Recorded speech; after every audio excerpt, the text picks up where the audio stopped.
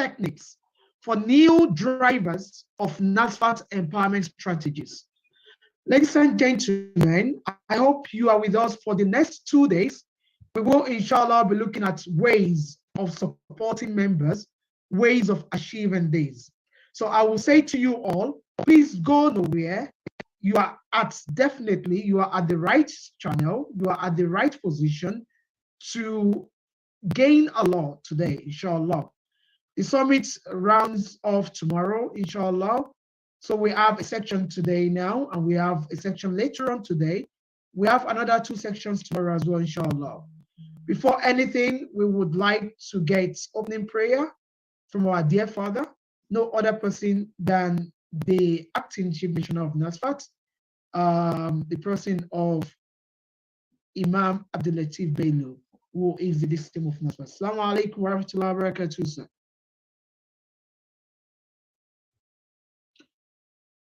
Assalamu alaikum, ya Imam.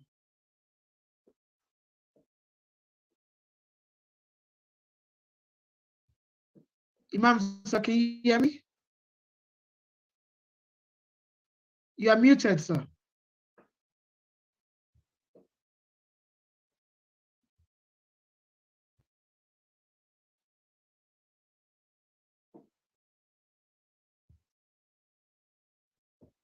Assalamu alaikum, Imam.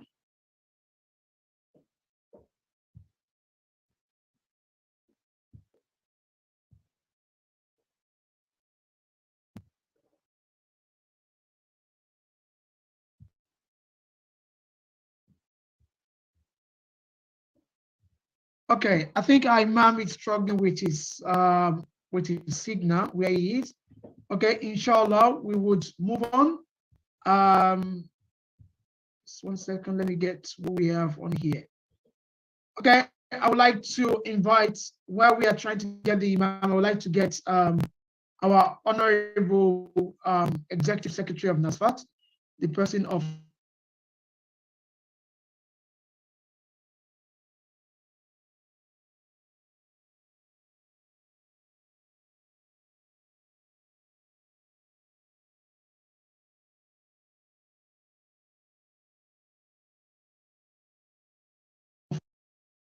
Can you hear me clearly? Can you hear me? If you can hear me, can I hear you say hello? Hear me clearly. Type in hello on the chat box.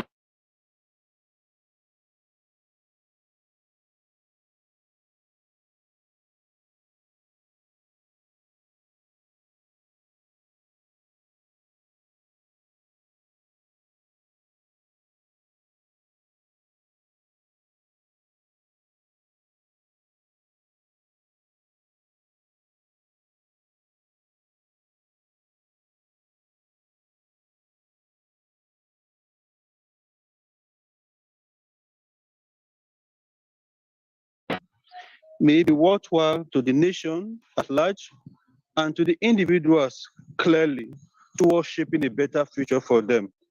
Let's recite Surah Al-Fatiha. Bismillahir Rahmanir Rahim. Alhamdulillahi Rabbil Alameen. Ar-Rahmanir Rahim Maliki Yawmiddin. Iyyaka na'budu wa iyyaka nasta'in. Ihdina siratal mustaqim. Siratal ladzina an'amta 'alaihim ghayril Gary Magdubi alayhim wala dolin. Amen. Amen. Amen. Thank you very much. Thank you, sir. Thank you for that quick and brief prayer. Unfortunately, our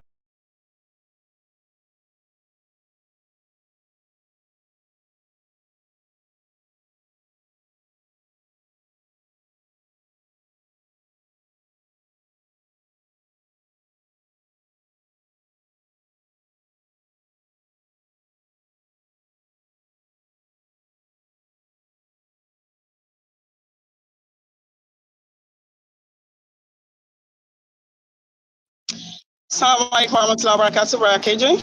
Alaikum warahmatullahi wabarakatuh to you all across the world. May Almighty Allah continue to strengthen us. I will pray that this program is going to be of a beneficial knowledge to all of us, mashallah. Thank you. Thank you very much. Thank you, ma'am. So quickly, we'll move on to take a quick welcome address from no other person than our dear Amir, our National Youth Secretary, the person of our dear brother. He has warned me that he needs no introduction. Unfortunately, how can you be rude to your boss? So that person then, brother Abdul Kabir Raji. Assalamu alaikum, sir. Wa alaikum salam wa rahmatullahi wa barakatuh. Thank you very much, Brother KG and Sister Kafaya. Jazakumullah khairan for always being there for us. We're really proud of you.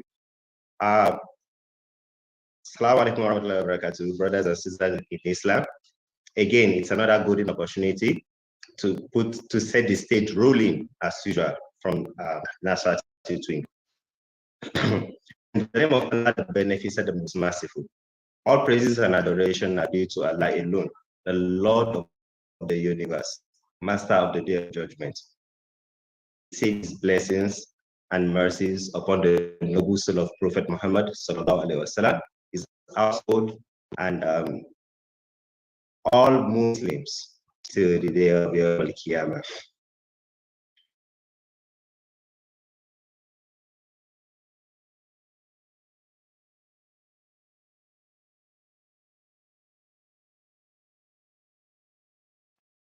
Classified among the family of coronaviruses. It was called COVID-19. Little did we know what this means until we could no longer live and interact in the usual way when reality became dawn on us in 2020. The impact of the almost a year lockdown in most parts of the world, with Nigeria not an exception, had a terrible impact on the global economy. Worst hit is my generation, the youth. A generation struggling between a thin line of taking from the parents to giving to the parents and raising a new life. As a forward-thinking youth, we see more positive opportunities that COVID has brought to the world than negative. It's time to change the status quo and embrace the new normal. Recognize the opportunity the new normal has brought to the world. Hence, the maiden edition of the Nasrullah Al-Fatih Society Youth Economic Summit 2021, themed Opportunities Beneath Digital Economy for a Cohesive World. Nasfat, as a religious organization, has been in the forefront of creating positive impacts to the Muslims and non-Muslims around the world, upholding the Quran and Sunnah of the Prophet ﷺ as our key guide. The health, education, livelihood, and dawah agenda of the new Yusuf-led administration of Nasfat, again, has created platforms for us to structure our programs and projects for greater impact.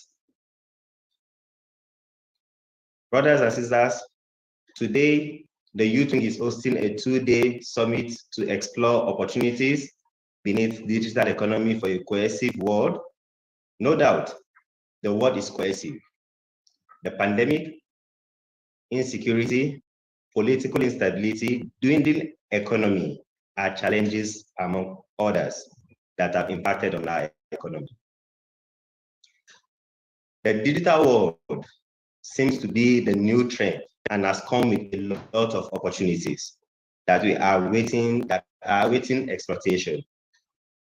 This virtual summit is designed to have 4 sessions: the formal opening session and panelist session, which we have commenced today. We're going to be having a technical session to further explore what the youth are doing around what the youth are doing and what can be done better as regards opportunity beneath digital economy. We're going to be having training sessions and a leadership corner in this event. This will take place tomorrow, inshallah.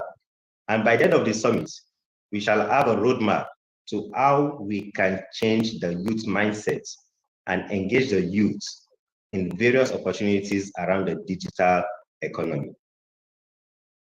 Provide training, support, and mentorship programs for the youth. We shall be listening to not just great speakers today, but people that have positioned themselves in great heights around the field of digital economy. We must thank our keynote speaker, Mr. Ni Yusuf, the Vice Chairman of the Nigerian Economic Summit Group and President of Nasfat, our team speaker, Mr. Mohammed Ibrahim Jega, who is the co-founder of Domino Blockchain Solution and founder startup Ariwa. All panelists and facilitators, we thank you for accepting to share your word of knowledge with us. I hereby appeal to all the entire youth to take this opportunity to learn and relearn, explore and exploit, raise questions and discuss as we focus our attention on tech experts of the economy that is largely youth-driven.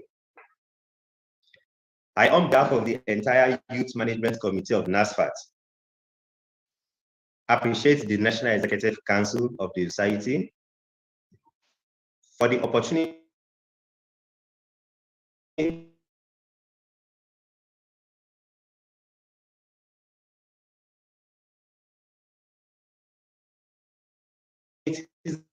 support to the youth this far. We appreciate the Board of Trustees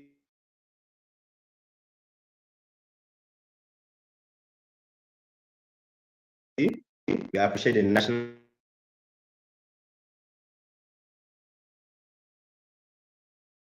Council of Elders. We appreciate the Women Management Committee.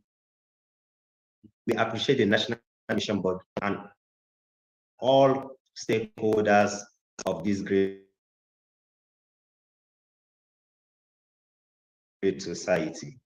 For everyone believes the future is bright and the youth must be taken care of. We thank you for your support, and Nasfat, despite the impact of COVID-19, we have chosen to always work together. Brothers and sisters in Islam, on behalf of the entire National Youth Management Committee of Nasfat, I welcome you to this maiden edition of the Nasfat Youth Summit. I say Assalamu alaikum wa rahmatullahi wa barakatuh. Wa alaikum assalam wa rahmatullahi wa barakatuh. Awesome. That's a very wonderful speech from a national Amir, Brother Abdul Zonal Youth Secretary,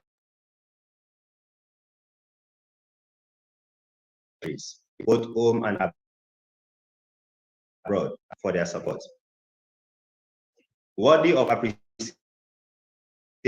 also is the chairman and entire team of the Nasfat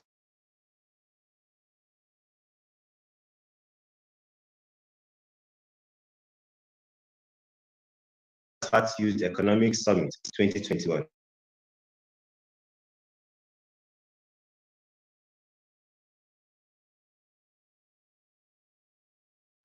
This is a period. Alhaji Niyi Yusuf. The President, sir, your keynote address. Used to being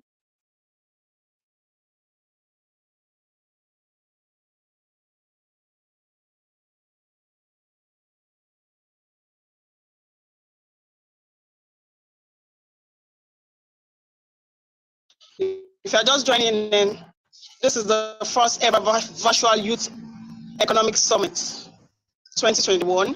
And we are live on YouTube, all social media handles, YouTube and Facebook. You can join us from there. Right now, I'm calling on the National President of Nasrul Al-Fati Society, Alhaji Niyi Yusuf, to give us his keynote address. Thank you, Amira. While we await the arrival of the president, I think he's just joining now. While we await his arrival, let me quickly remind us all to please, this is a webinar platform, and should you need to have any question or you need any interaction whatsoever, we have two tabs available for you to use. You can use the chat box or the Q&A. Preferably, I would prefer us to use the Q&A because the Q&A does not include all other comments. So if you have any concern that you need urgent attention to, please feel free to get us on the Q&A tab. So feel free to get us on the Q&A tab by using, by putting your comment on there. However, the chat box is available for everyone to use. We can get, we are all monitoring both the chat and also the Q&A. Just for us to be sure that we are here, can I ask everyone to respond to me just on the Q&A or on the chat box actually? You know what, let's check the chat box first. Let's see that we can actually get the details on the chat box. Can I say hello? Please respond to me on the chat box. Let's say, how are you? Can you hear me? No, say Allahu Akbar, Brother KJ. Allahu Akbar. Allahu Akbar. Hello, how are you? Allahu Akbar. Whichever you want to say, I'm happy to hear that. Hello, how are you? Fabulous. People can actually hear me. This is amazing. Lovely. Lovely. This is really good. MashaAllah. MashaAllah. MashaAllah. This is good. Thank you very much. Thank you for getting that across. This is really good. MashaAllah. That's good. Well done, guys. So this is the platform. If you want to make any comment whatsoever, use that platform and we can get that across. If you need your comments, you put it there. Now, if you have a question, there is a side that says Q&A. Can I just see that you can see the Q&A? Q&A. So the question is, what is today's date? Can anybody tell me on the Q&A? Today's date. What is today's date? You cannot afford to forget that on the Q&A tab. Let's see if you can get that. Let's see if your comment is coming through as well. I can see a few comments coming up. I can see my coordinator, 0404 Raji Rafia. Well done, mashallah. This is really good. My coordinator from Abuja, FCT zone. I can see your comment as well. Ibrahim, thank you. MashaAllah, mashallah. Well done, very well. This is really good. Thank you very much. Thank you, mashallah. The president is just joining. Just give us a couple of minutes. Thank you. Shaban 2014-42. That's good. Alhamdulillah, alhamdulillah, alhamdulillah. Thank you very much. So now that we all got our things together, that's good. Very well, thank you. Now, it would be unfair for you to be here sitting by yourself and not having your friends and family joining this program. It will be totally unwise of you not to invite people, get people to benefit from this amazing program. Can I get you to bring in one person? Tell that to your friend. No matter what they are doing now, tell them to stop what they're doing and join this program.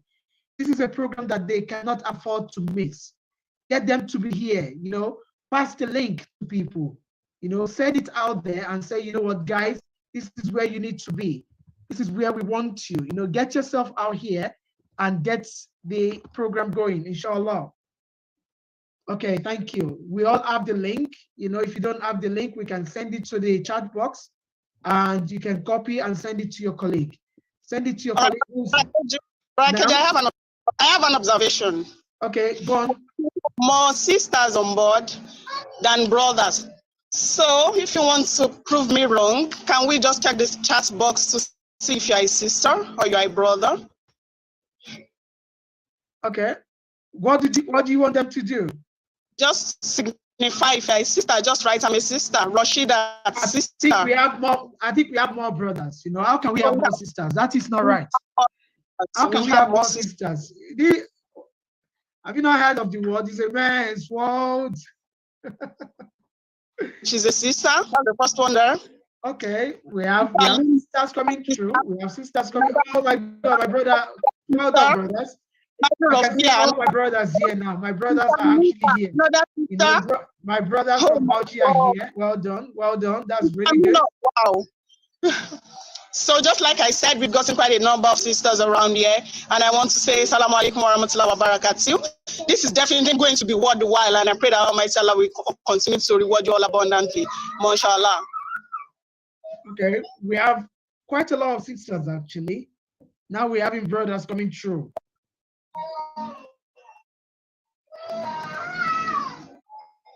Okay.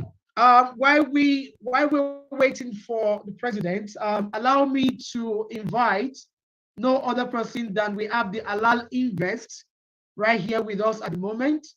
I would like to call, I'm sure Brother Abdulhakim Akibade Oluwatumishe is here with us. Brother Abdulhakim Oluwatumishe, are you with us, sir? Yes, I am. Assalamu alaikum wa rahmatullahi wa Alaikum barakatuh. salam wa rahmatullahi wa barakatuh. I would like to quickly. It will be interesting to know that Brother Abdulhakim Akimbode Oluwatumishe is a dynamic and highly motivational go-getter. He bagged his first and second degree from the prestigious University of Lagos, and he is an alumnus of Pan-Atlantic University. He is right now the Chief Operating Officer of Alal Invest. And so in the next 10 minutes, he will be taking us through how to invest in the Alal way. Brother Tumishe, you are highly welcome. Assalamu alaikum. Wa alaikum salam wa rahmatullahi wa barakatuh. Thank you very much. I want to confirm if you can hear me loud and clear. Yes, we can. Yes, we can. Go ahead. Yes. Thank you very much. While I do that, I want to, okay, yes, my slide is coming up. Thank you very much, everybody, and I welcome you again on behalf of our beloved Nasfat, and also to mention on the stride that the youth wing of Nasfat has been doing. Alhamdulillah for your strength, and Alhamdulillah for your contribution to the development of Islam. I want to go straight to my presentation, and that is talking about Halal Invest. You might have been hearing about Halal Invest, and recently we at Halal Invest, we've been having some corporate engagement with Nasfat. So that is why I want to also introduce Halal Invest to you. So basically, when you think Halal Invest, it is as simple as you thinking about the Halal way to save, to borrow, to lend, and also insure and invest. And to be our vision is to be the leading Islamic fintech company with advancing ethical services and financial inclusion to all. And we also have the mission to revolutionize the way to digitize and also ensure that we provide access to Islamic financial services to everybody. Now, when we talk about Halal Invest, you might be asking that what is the solution that we are bringing on board? We understand that there are a lot of Muslims out there who are so much interested in transacting and also having businesses in Islamic way, the ethical way, to ensure that they don't deal with haram, they don't deal with interest and the likes. So that is what Halal Invest has come to do. You can go on and change my slides, please. And if you look at the reality on ground, we have over 332 million people in Nigeria, 332 million people that are financially excluded. And this is basically from the reports of EFINA that is trying to tell us that we have over 37 million financially excluded adults in Nigeria, and also a lot of people who are interested in also saving. And when you look at this huge number, the highest percentage of them come from the Northwest. That is talking about 38.4% of Northerners who don't have access to ethical financial services. This is trying to validate the need for the Islamic financial services to be improved upon. Again, from the next slide, you will see that there are a lot of problems that we are trying to provide solution to. Part of it is the exposure to interest. We don't want to deal with financial services that has interest or is interest quoted. We don't want to handle our cash. We don't want to. We are tired of manual way of dealing with finance, and we are also not interested in informal savings. And at the same time, the ethical literacy too, there's issue. And we also have low access to non-interest financial products. And this is actually being validated by the fact that when you look at the recent engagement in the financial industry, we have limited Islamic products. In terms of bank, we have less than 5. In terms of insurance, we have not up to 15. In terms of investment, we still have less than 50. And this is trying to show that we have low access. So Alal Invest has come on board to bridge that gap for us. And in my next slide, when you go through it, you'll see a situation whereby we are trying to look at the solution that we are providing. My next slide, please.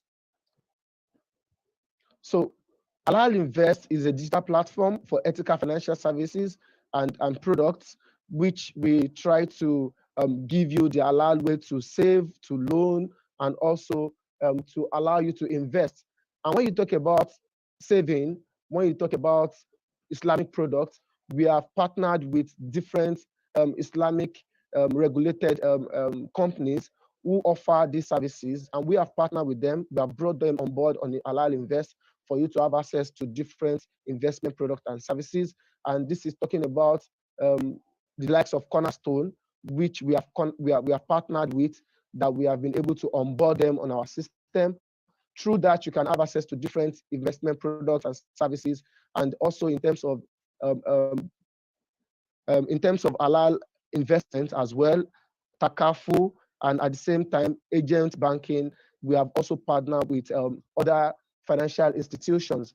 At this moment, we are also speaking with other Islamic financial service providers, and at the same time,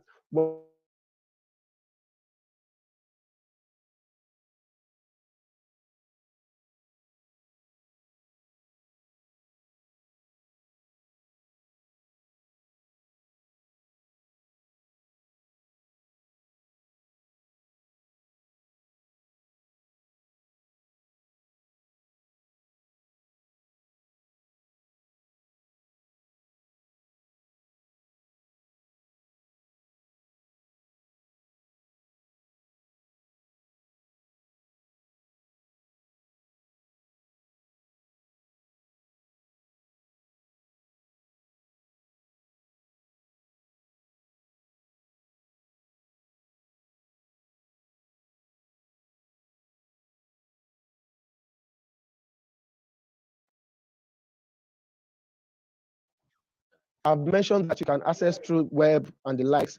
Our target customers are basically the individuals, you and I, and other people who are interested in ethical products and services. We also have our customers to be agents, because Alal Invest address the need of individual as well as agents. Agents are people who are going to monetize it. They are going to serve as a distribution channel such that they can also onboard other people. And through that, they can earn commission. And at the same time, the last person is the vendors. The vendors are the likes of banks and investment companies that we have partnered with, the likes of Lotus Capital, the likes of Cornerstone, and other Islamic companies that we are partnered with. So how to get started is very simple. You go to Play Store,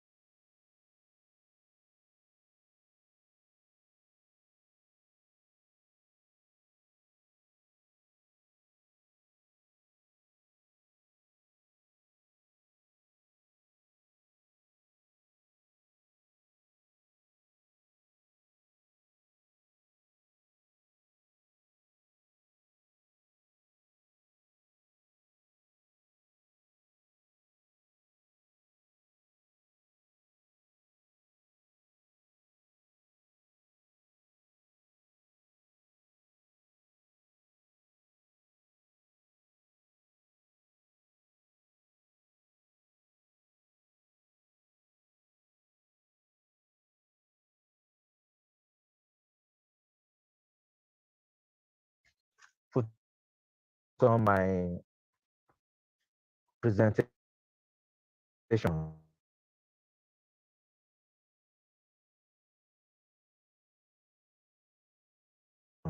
As I'm in the car, I'm just on my way from Ikorodu branch of Nasfat. So if somebody can just help to put on my presentation, and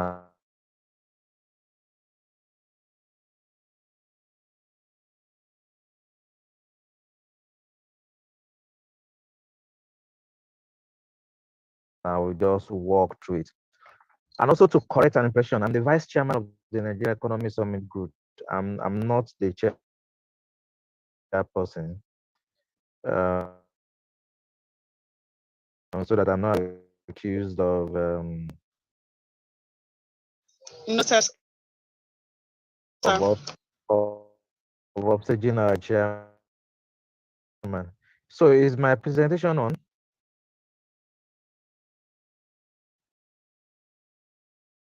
It is now, sir. All right, thank you, KJ. Um, so I'll be speaking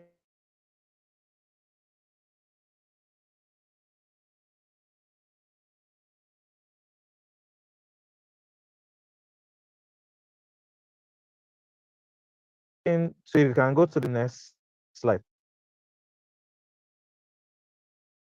Right, so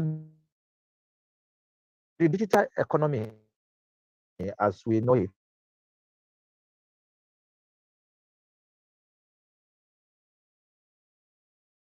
so the topic is really to look at the opportunities in the digital economy to build a more cohesive world.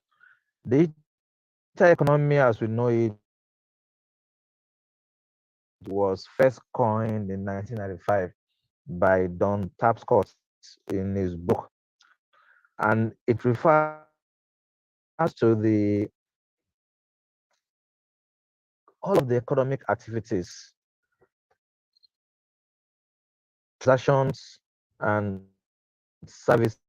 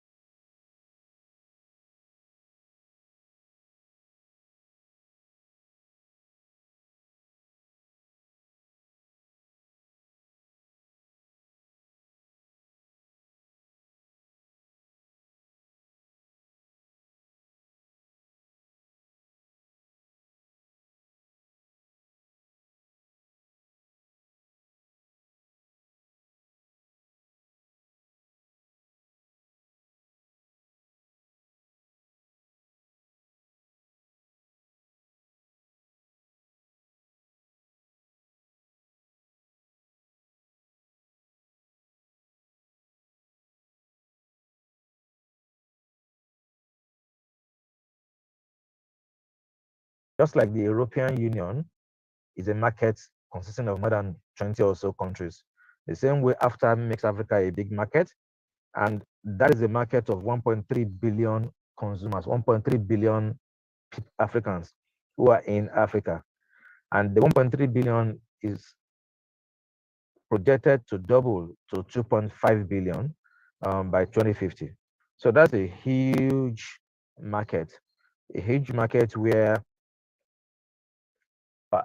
per capita GDP or productivity, gross domestic product is about $2,000. So that's a market where you need to feed 1.3 billion people every day. They need to wear clothing. They need to stay under a roof. They need to move about, transportation. So all those present opportunities for entrepreneurs who want to serve these very big markets. And my role, or sorry, my feeling and my view is that what this means is that a Nigerian entrepreneur should not just be looking at the market of Lagos or the market of Southwest or the market of Nigeria, but now you need to be looking at the African market as a whole. The way we all consume Facebook, even though Facebook is not in Nigeria, the way we all consume YouTube or we all consume Apple products, global companies don't necessarily have to be in all countries. So you could be in Nigeria and serve the entire 54 countries on the continent of Africa. And that is the opportunity. Next slide. That is the opportunity where entrepreneurs can make use of digital to serve a larger market, a market of 1.3 billion Africans.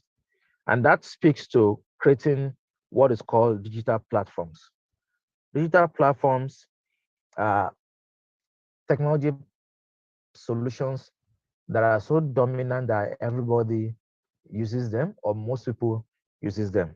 And so we all know of the 7 major platforms: Microsoft, Apple, Amazon, Google, Facebook, Tencent, including TikTok, and Alibaba. And most of us, especially from the youth, will be using one of these platforms. Either you're using Facebook or you're using Instagram, both from Facebook, or you're using Google, or you're using Amazon Web Cloud, or Amazon for shopping, or Alexa in terms of its products. So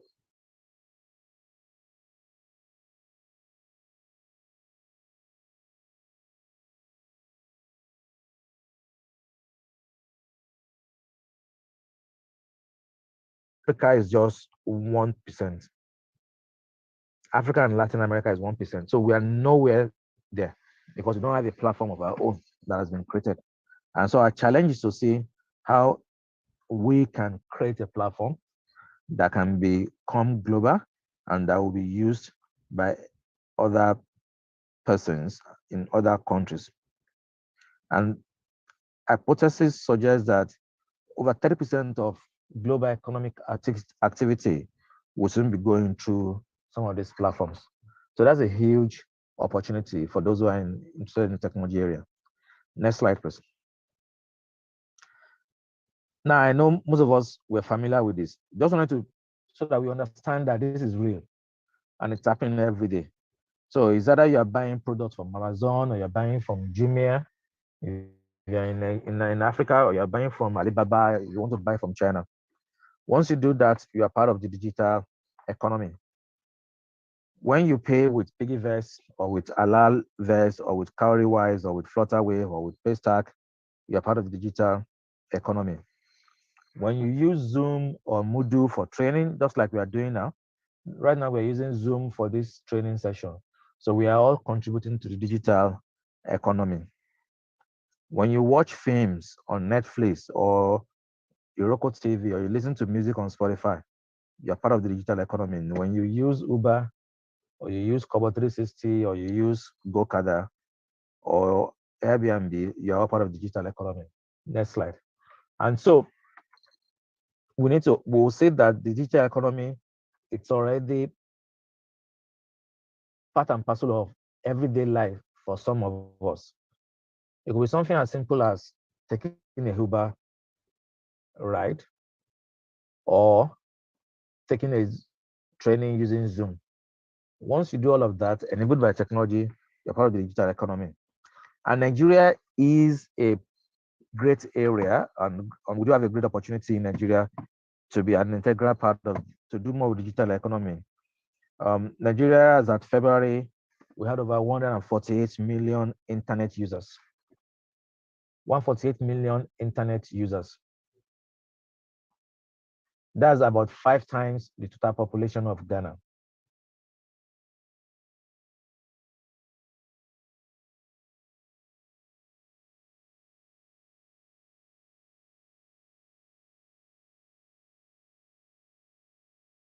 Density is 102.7%. That means for every 100 persons that you find in a particular area, almost all the 100 have a cell phone. In fact, they have 102 cell phones. So some of us carry 2 phones, some of us carry 3 phones. That's all part of the telephone density. And the size of the market is the e-commerce market is projected to be $75 billion by 2025. So in 4 years' time, the e-commerce market in Nigeria will be $75 billion. The budget of the federal government of Nigeria in this year, I think it's about $32 billion or so. So the e-commerce market is more than double the budget of Nigeria. That is significant. And so these are reasons why this topic is important, because we have an economy that is growing. We have, everybody has a telephone, so good telephone density, and many of us are also on the internet. And by 2050, projections are that will become a population of 401 million persons. And when we are 401 million persons, we will be the third most populous country in the world. After China and India, will come Nigeria. So that's a big market, and that's why anyone will try to have a business in this market going forward. Next slide. And so this slide just a reminder of why Nigeria is an important opportunity. And this is a slide created by Nigeria Investment Promotion Commission, NIPC, and the DG Yohan Sadiko presented this slide. And it just talks about why Nigeria is an important market. It's a huge demand. There are infrastructure to be built, the economic opportunities, and of course, the can-do spirit of the average Nigerian. These are some of the things you consider in deciding to come and make an investment or to do your technology products in Nigeria. Next slide. And so the question then is, how do we get in this digital economy, and how do we begin to use to be the cohesive word? The first thing to understand is that there are 5 pillars to a digital economy. There's digital infrastructure, the infrastructure itself, the platforms. So infrastructure will be the communication network, the cell phone, the personal computers. All those are infrastructure. And then after that, you have the platforms, Alibaba, Google, Facebook. And then you have financial services, the ability to be able to pay, which is where an halal invest comes in, for instance. The ability to be able to make payments, to get a loan, to make a savings, all those are part of the financial services. And fourth is digital entrepreneurship. We now need entrepreneurs who will take the risk to make products in this digital economy. And lastly, we need digital skills. Digital skills that will allow us to be able to operate effectively. We need digital economy. Next slide. And so those are the pillars of the digital economy. And you and I need to think of how can we play in all of these pillars. And I've shown here a bit of the current technology that speaks to digital, RPA, AI, analytics, blockchain. Next slide. And so these are opportunities for technology people to find how they can create value and not consider it as challenges. Yes, there are challenges, but these challenges are opportunities. You know, the fact that we don't have the right infrastructure, the fact that many of us don't have the right technology skills, that is why a U lesson, you know, is building. So a Sim Shagaya, the founder of Konga, now has gone into education technology and is formed or is funded U lesson. U lesson has raised more than $10 million to provide the skills within digital skills. So every of these five pillars present an opportunity. Next slide, KG. Present an opportunity for those who are able to see beyond the immediate ish challenges. Every challenge presents an opportunity. And technology can then be used in any of the 10 basic needs. These 10 basic needs are what every individual cares about. You know, every individual will care about food, you care about clothing, you wear something, you take paracetamol, you want to live under a roof, you go through some educational programs, either in primary school, secondary school, or even when you are working. You want to communicate like we're doing now. You want to be entertained. You know, you watch football, you watch music. You want to transport yourself from here and there. And of course, you also you create waste that needs to be managed. And lastly, you worry about security for your lives and property. So all these 10 areas are where you also can use technology. You can use technology to provide security. You can use technology to do farming, like we have with Farm Crowdy, for instance. Or you can use technology in terms of clothing, like you have with Miroc. For Earth, you have LifeBank. So I've tried to put a few Nigerian companies that are using technology in these same 10 areas. And your role could be as a thinker, someone who thinks, who is a visionary, or you could be a builder, or you could be a producer. In the real world, very few people will be thinkers. Few people will be thinkers. Most of us will be improvers or producers, which is fine. But you just need to define where your strength lies, where the opportunity lies for you, and then make sure you play there. All right, so if you move to the next slide, and you can scroll up a bit. I mean, there's a comment that you should scroll up a bit. Yeah, thanks. So digital technology can unlock growth. But to do that and to create a cohesive world, a number of things we must do. First is build an inclusive digital society. So digital society where everybody has easy access to technology, whether you are poor or you are rich, whether you live in the north or you live in the south, whether you are tall or you are short, you are black or you are white, you're a Muslim or you're a Christian or you are an atheist, whether you are able or you are physically challenged, you are blind, you are deaf, we need to provide easy access to technology for everyone. That's what makes it an inclusive digital society. You know, the blind have braille technology to read. The same way similar things have been done in terms of digital.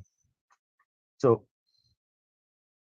that is the first thing we all need to make sure that as we are building products, those products must be such that they can be used by anyone. The blind, the deaf, those who can see, those who are tall, those who are short, etc. The second thing is we also need to begin to ensure that our education system is fit for the digital era, starting from the way we train our teachers. Our teachers must be comfortable using technology and using technology in a way that is compliant with the current system. So education for the digital era is the second thing. Third is that our government itself must use technology to deliver services to citizens and to business. So e-government, e-payment, etc. In terms of making sure government itself uses technology to provide services. Technology must be used to promote human rights and security of lives and property.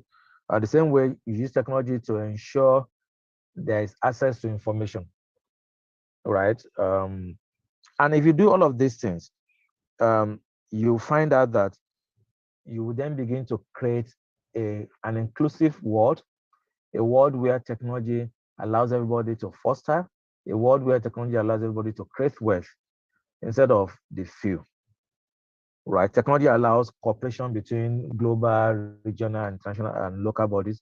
Technology allows you to innovate and to create wealth and to protect your digital rights. And our challenge as digital operators is to ensure that the technology we put into place when will allow all of this to happen. Next slide. And when our technology allows all of this to happen, allows easy access to information by anyone and everybody for education and co, will be in our way, going along in our way to be a significant part of the global digital economy. And so to close, what should you do? How can you position yourself to be relevant in this digital economy? First is have the right vision and also set for yourself smart goals. Have the right vision, the vision that says, I want to be part of this digital economy. So, for instance, one of the things we've said in Nasfat is that 40% of our programs and services will be digital by 2023, at least 40%. So, which means we'll be doing more virtual programs, more digital programs, and so that at least 40% of our programs and services will be digital by 2030. So by 2023. So as a business leader, as an entrepreneur, as an individual, you also need to set for yourself clear goals about how you want to use digital technology and how you want to be a part of this digital economy. And once you've set those clear goals, you now do an honest assessment of yourself. Where are you today? What skills do you have? What capabilities do you have? And what do you not have? What are the gaps? And of course, how do you then strategize to close the gaps, to bridge the gaps? So you do all of that. And thirdly, focus on power. Focus on data. Use data to inform your analysis, use data to inform your strategy and to manage your business. Increase collaboration and cooperation across the value chain, whether you are a producer or a distributor or a retailer. Use technology to improve collaboration across the entire value chain. If you look at the clothing and garment value chain, some people start as farmers, they farm cotton. Some people provide input to them, they provide fertilizers, they provide the cotton seeds. And then some people own the ginnery where the cotton seed is turned into yarn. Some people are tailors, some are fashion designers, some are people who do the buttons. So that's a huge value chain, and you need to find how you can cooperate there. You need to embrace disruption, embrace innovation, and don't fight it. Um, Improve your capabilities through training, and lastly, track your progress. Have metrics that you are tracking. And when you do all of this, starting with a vision, ending with tracking your progress, then you're likely to progress along the way. Last slide, next slide. And in closing, reality is that the COVID-19 pandemic, what we call the new normal, has accelerated the digital transformation of the world. You know, 2 years ago, many of us did not know of the company called Zoom. But today, most of us, we use Zoom, we live with Zoom. 2 years ago in Lagos or in Nigeria, there was not a lot of e-education or working from home or EF. But now there's virtual education, there is telemedicine, etc. So this pandemic has accelerated digital transformation. And so you and I need to embrace technology, embrace the innovation it brings, and the disruption that comes along with it. And we need to accept that the digital economy is the economy. There's really no difference between the economy and digital economy, because everything and most things in the economy is enabled by technology. Even if it's just payment, you pay, you wire money, you do online transfer, that is technology, that's digital, part of digital economy. So we should not separate and think that there is a digital economy and then there is a manual economy. No, there's only one economy, and that economy is increasingly a digital economy that is enabled by technology. And so you and I need to make deliberate efforts to innovate so that we can be part of this digital economy. And more importantly, we can be part of the creation of a cohesive world where everybody benefits through technology, digital technology, and they thrive in the digital economy. Thank you. Subhana rabbika rabbil izzati amma yasifun wa salamun ala mursalin walhamdulillahi rabbil alamin. Alhamdulillah, Alhamdulillah, Alhamdulillah, Rabbil Alameen. Thank you very much, Mr. President. This is really good. We ask Allah Azza wa Jalla to continue to bless you, guide you, and also reward you with good, sir. As we can all see, that what we have, um, President said that digital economy is the economy. There is no other economy, and we have the enabling environment for us to do more. And the last word that Mr. President gave to us is that it is up to you. It is up to you what you would like to do. You know, he asked us to embrace technology and also the disruption that technology comes with. We are really pushed for time now. I'm not sure if, let me check my comment base, if there's any comments that would be needed on here. There's nothing here to go, apart from encomium saying thank you for that. Thank you for the presentation. Thank you very much. This is really good. We appreciate this message because it's quite important for us to move forward with, inshallah. This is amazing. Thank you very much.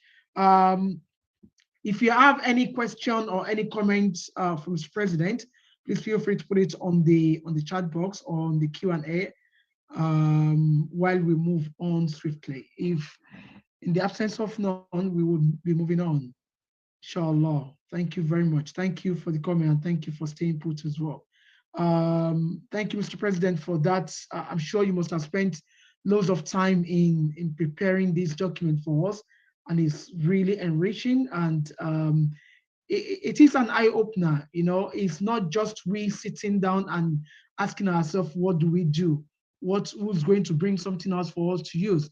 We should be able to think and see how best can we support this as well. We'll be moving on now. We will quickly take our presentation from the theme speaker today. Inshallah, the team speaker today is Mr. Jega, who will be ably represented by Mr. Abubakar Umar. Mr. Abubakar Umar is the graduate of computer science at University of East London, United Kingdom. He has MBA in leadership and sustainability at the Cumbria University. He has few technological certificates from MIT on data visualization from Harvard University in Cambridge. At the same time, he has senior executive program from London Business School. Mr. Abubakar Umar has over 17 years experience in information technology, which range into extensive knowledge in managing and delivery of critical IT solutions. He pioneered the development of cloud technology on an enterprise scale within the power sector. Ladies and gentlemen, I present to you Mr. Abubakar Umar. Assalamu alaikum wa rahmatullahi wa barakatuh, sir. Wa alaikum salam wa rahmatullahi wa barakatuh. I'd like to apologize for the delay in time. We hope you can pardon our excesses. Yes, thank you very much, our host, Mr. President, the distinguished panelists, and all participants. I'd like to acknowledge all due protocol and thank you very much for having me. And thank you for the very warm introduction. Um, Apologize about my background. It's from a last conference that I actually attended. Uh, I have to mention that I'm stepping in on behalf of Mohammed Jega, who had an emergency he had to attend to. So this is totally coming to me unprepared, but inshallah, I'll try and do my best. Jega has been a close friend and a business partner, and is someone that we do a lot of things together with in startup area and technology innovation. I think following in the theme of the subject matter, the last speaker, Mr. President, spoke extremely well, covered so much detail. It's a Herculean task for me to follow in that footstep, but again, I'll try my best. When we look at the economy, digital economy has so many variations. Okay, we can look at it in so many ways. Some people look at it as the new economy, the internet economy, web economy. There are so many connotations to when we talk about the digital economy. But anything that has connectivity that is related to it in terms of financial transactions, in terms of any other kind of transaction, one way or the other, if you're leaving behind a digital footprint, then you're one way or the other within that digital ecosystem. Um, as you can see from the last presentation, the digital ecosystem is a vast area to cover. So I would just briefly touch on a few things as it regards to the opportunities that are inherent in a inclusive system, particularly the financial sector, because in my own opinion, I believe the disruption in terms of the fourth industrial revolution and digital transformation would probably affect the financial sector first and foremost, more than any other sector or any other vertical horizontal market.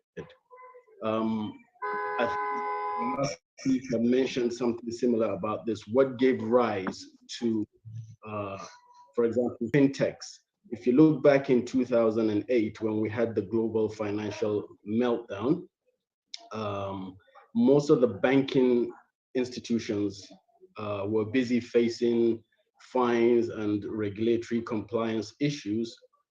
This created a gap. It created a gap within the banking sector that gave birth to the rise of fintechs who were able to seize this opportunity in the midst of that global financial chaos to be able to come and be the customer facing platform to provide customers financial services, looking at it from a user experience point of view and convenience perspective. So whereas banks were busy dealing with all the fines and regulatory compliance issues, the birth of the fintech revolution really started back in around 2008. You had the iPhone come out, you had WhatsApp, you had all the big tech companies started to come out and make a very big impact. And moving ahead, you now started to have other emerging technologies that are all associated with the digital ecosystem. IoT, Internet of Things, artificial intelligence, cloud services was a very big one, and of course blockchain, robo advisory platforms, and things like that.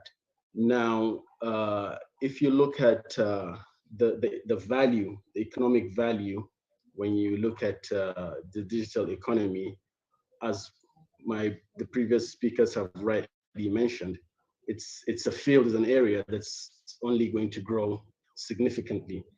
If you take, for example, the financial arm of Alibaba, which is Ant Financial, It has become the third largest money market in the world with over $150 billion fund. It's comprising of 150 million people who contributed $1,000 each. So you can look at it like a cooperative or however you want to look at it, but the banking model as we know it today is going to change significantly. If you look at a company like Facebook, Facebook has over 50 money licenses that has already been approved for them in the United States. And you start to see WhatsApp offering payment services. I think it's already started in other parts of the world.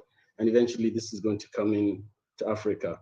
So the opportunities that are surrounding that digital economy would also be affected. So there's going to be a ripple effect, whether you want to look at hospitality, hotels, restaurants, travel, and tourism.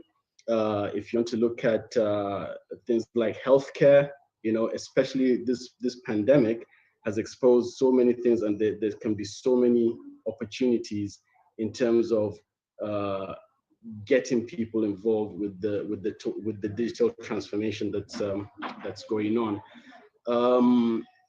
I would look at the banking model of the future as a more would require a lot more innovation at an accelerated rate for Africa. The way I view Africa is probably the best place to implement new and emerging technologies. Why do I say this? Because if you look at Europe and America and other areas, advanced areas of the world, they have spent the last 300-400 years, you know, building infrastructure for their banking and financial systems worth billions and trillions of dollars that is very, very difficult to disrupt. It's not easy to disrupt a value chain like that. Whereas in Africa, no matter how advanced we think we are in terms of our infrastructure, our banking infrastructure, I believe that the banking sector is one of the most structured in Nigeria. I may be wrong, but it's still an area, it's still a space whereby I think the disruption can easily be implemented in Africa, despite all our challenges in terms of having infrastructure connectivity and all other things. I think the opportunities that are underlined within this digital transformation are immense. And we can see it in everyday life without even us noticing it. The agency banking system, if you look at, there's a lot of POS agents around now. Some people I speak to tell me they can't remember the last time they went to an ATM to withdraw money, for example. So that ecosystem is creating a sub-economy within the grand scheme of things. So the average mama put, as they call it, that's selling amala, can now have a POS. She's acting as a financial agent. Okay, there are companies that have to come. Collaboration is what will define the success or failure of businesses in the 21st century.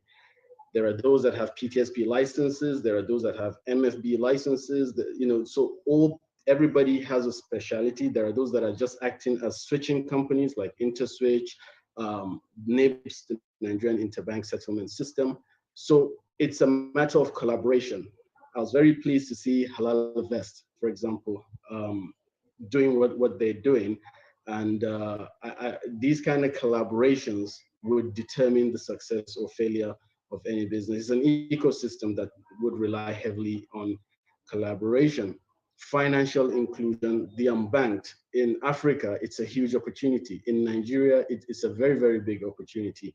I happen to be involved in a project where we had to deliver a financial service using the wallet system to the grassroots, people that really had no bank accounts, no BVN, nothing.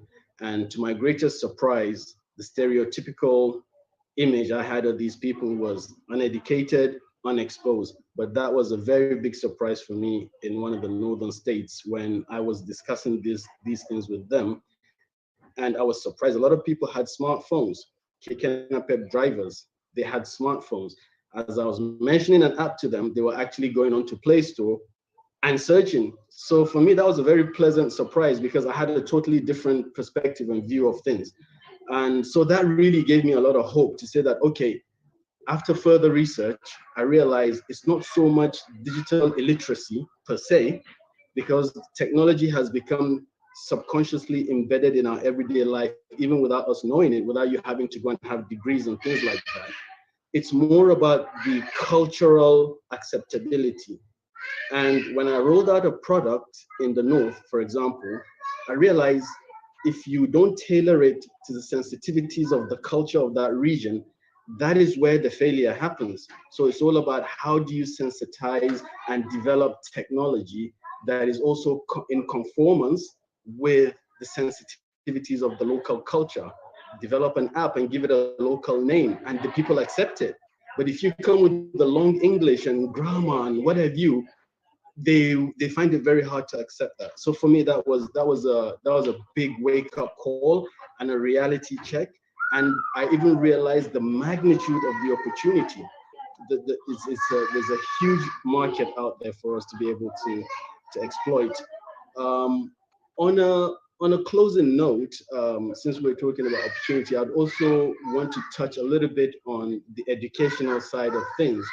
I believe we have to inculcate within our academic and university and educational system courses that teach not just the traditional economic courses, corporate strategy, business, finance, and things like that, but we must also start to get into teaching people product development, coding, and design thinking, because the worker of the future is going to be somebody that's affiliated with programming and how to code and how to design products and how to develop that product and take it to market and commercialize it, because it's not every idea that can be viable and commercially viable as well. So I think we have to look at our entire value chain in Nigeria in terms of the educational system and further develop our curricula to reflect the reality of the 21st century.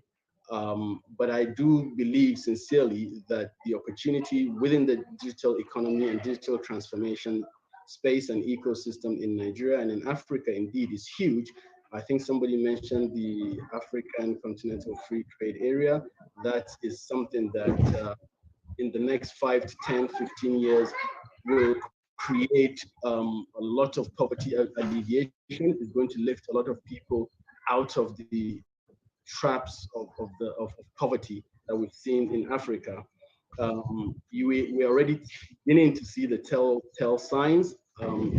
Companies like Flutterwave, if you look at companies like Interswitch that have received investment, that have become African unicorns valued at over $1 billion today, these are all the telltale signs of the opportunities that are inherent in the continent.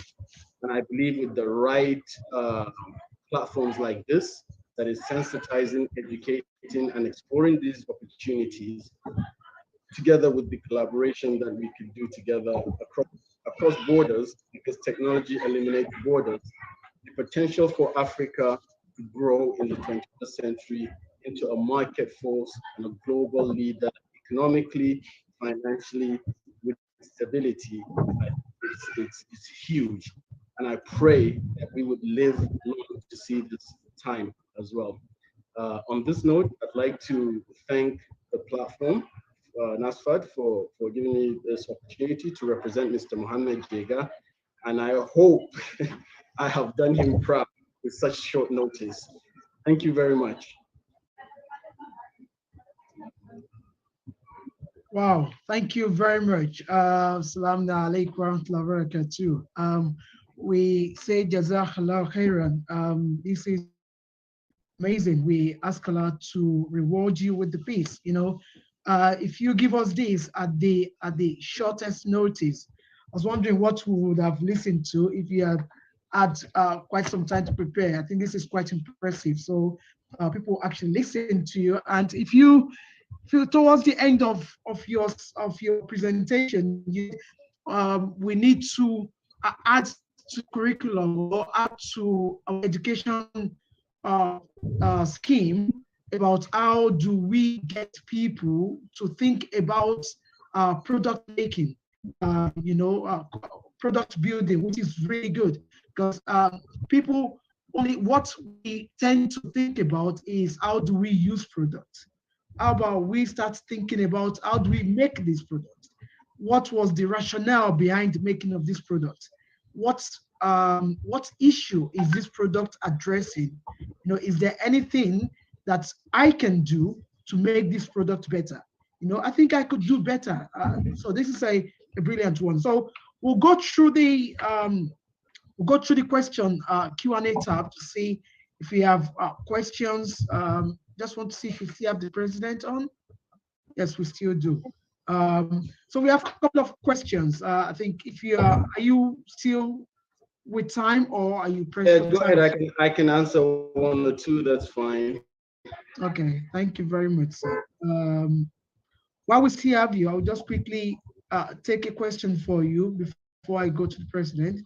Say, sir, please, what are your recommendations on how to manage the social consequences of engaging fully in digital economy? The question is, what are your recommendations on how to manage the social consequences of engaging fully in digital economy? The example he gave was that um, communal lifestyle is fading away because of social media. Okay, well, I mean, it's you see, when you talk about digital transformation, in my humble opinion, and studies have been done about it, the biggest challenge and the most difficult obstacle you would need to overcome is mindset change. Okay, in Africa, we're still finding it difficult to distinguish between culture, technology, and advancement. But if you look at every nation that has advanced technologically, it is not at the expense or detriment of their social history. If you look at the Middle East, go to Dubai, they're one of the most digitally sound countries in the world, but their cultural and socio-economic identity remains. If you look at South Korea, I think on a scale comes even ahead of Japan in terms of advancement in technology, but their identity and socio-cultural identity is still there. It's not fading away. In Africa, what you tend to find is that we tend to use technology sometimes in the wrong way. We use social media as, yes, socially, it's creating gaps within physical harmonization, and everybody almost lives his life totally on social media. I've seen people on LinkedIn, for example. LinkedIn is a professional network, but now you see people have had treating it like Facebook. It's almost becomes almost like a social platform to engage. It's a professional platform.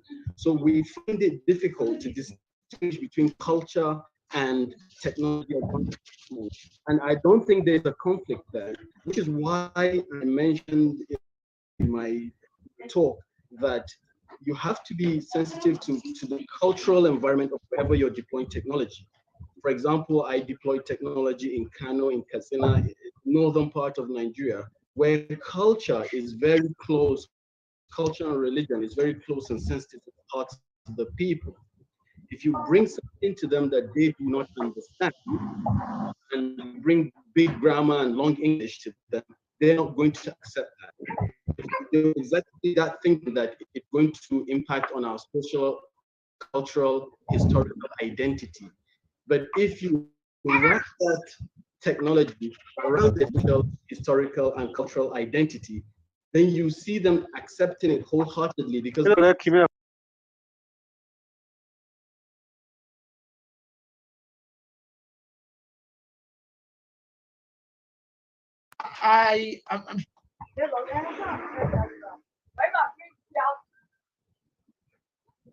I can't hear you, sir. I can't hear you.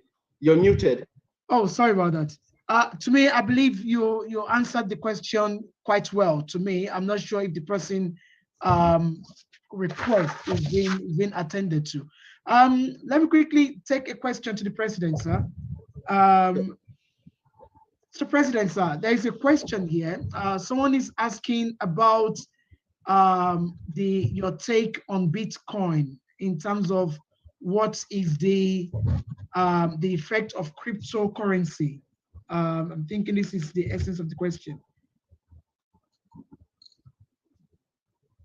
Mr. President?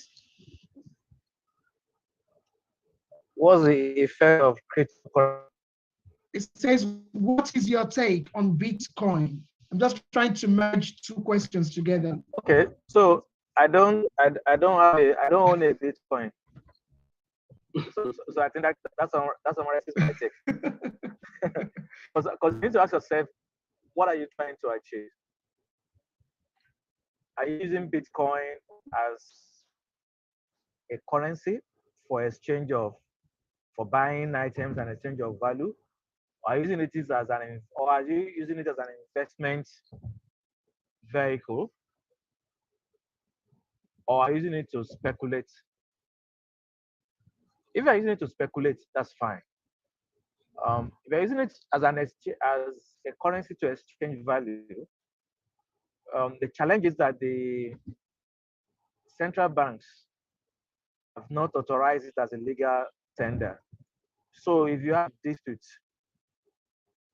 if there's a crisis, there is no legal authority that you can run to manage a dispute. Now, if you're using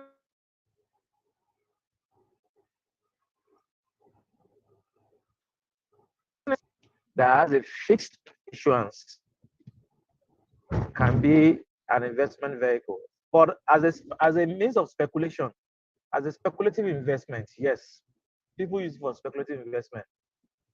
So those who have surplus cash, they can speculate, but I don't have enough cash. No talk of surplus.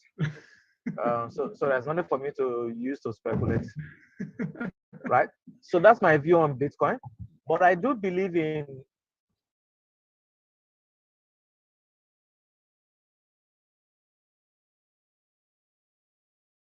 use to drive digital transformation. But I'm not a fan of Bitcoin. But that's just me as an individual. I have friends who are heavily into Bitcoin. But you know, sometimes I'm not the smartest in the room. And so maybe this is one of the areas where I'm the slowest and not necessarily the smartest in the room. All right, thank you. Thank you very much. I think that makes you a realist. You also explaining the fact that the CBN has not officially proclaimed Bitcoin as a legal tender. So I think it's a cautious approach to the fact that where do you take your disputes to? If there's a dispute between two vendors, between you and the vendor, what do you say? How do you address that? Thank you very much, Mr. President. That is, we will take that into account moving forward as well, inshallah. Mr. Umar, sir, there's a question here that says, considering the risk online from countries and businesses under the risk of hackers, how can an average person like us stay safe from hackers and fraudsters? You know, if you're trying to engage in fintech or what of it? Yeah. Whenever you have anything and any new innovation, it's not to say that it doesn't come without its own risks. And hacking, as we've seen in the last years, can happen to anybody. You know, US government institutions have been hacked. Major banks have been hacked in Europe.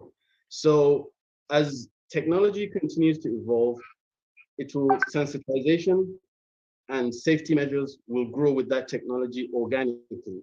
So what tends to happen is that you find that as fintechs begin to grow, fintechs are now becoming the customer-facing side of the financial services business.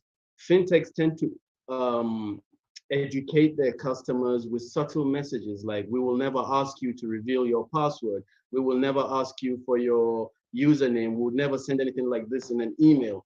They constantly ram in these messages to customers to the point that people now, you'll be surprised, are very sensitive. If you're to develop a new financial app and launch it to market now, one of the biggest challenges you'll find is the barrier to entry, the market entry strategy. You have to be quite astute because people are very conscious now of online fraud. They're very conscious. With technology companies, they have to make sure also that the compliance, regulatory, risk assessment methodologies and structure is very, very well advanced so that these things can be detected. That's the beauty of technology. Technology provides you the ability to volume transactions with just a click of a button, and red flags can be raised, and you can quickly. I'll give an example, and this is not a very, I feel sad in this example, but it's one of the realities. Transactions from Nigeria.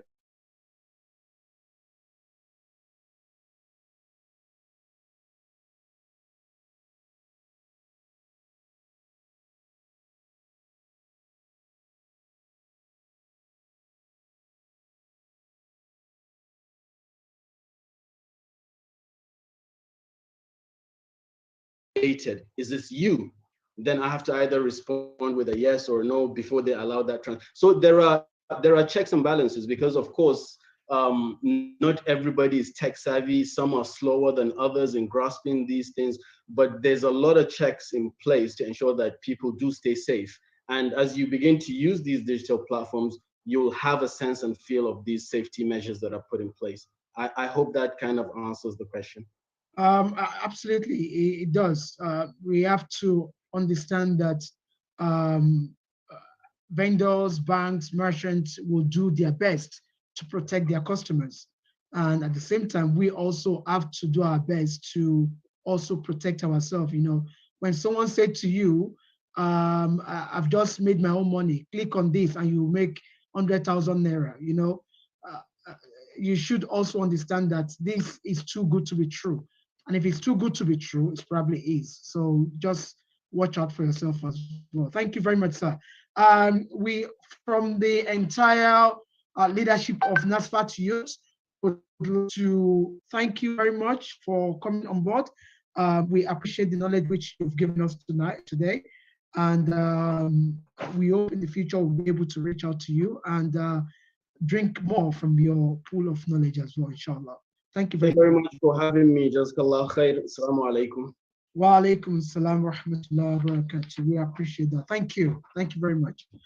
Now, moving on, we'll be moving on to a very important part of the discussion today. And that will be we going straight into the, 1 second, let me just quickly get my video back up. Yes, I'm still here. So we'll be moving straight to the panel discussion. With us today, we have lists of professionals which we have invited to give us awesome discussion today. And I hope we would all be happy to listen and gain from the list of resources that we have for us today, inshallah.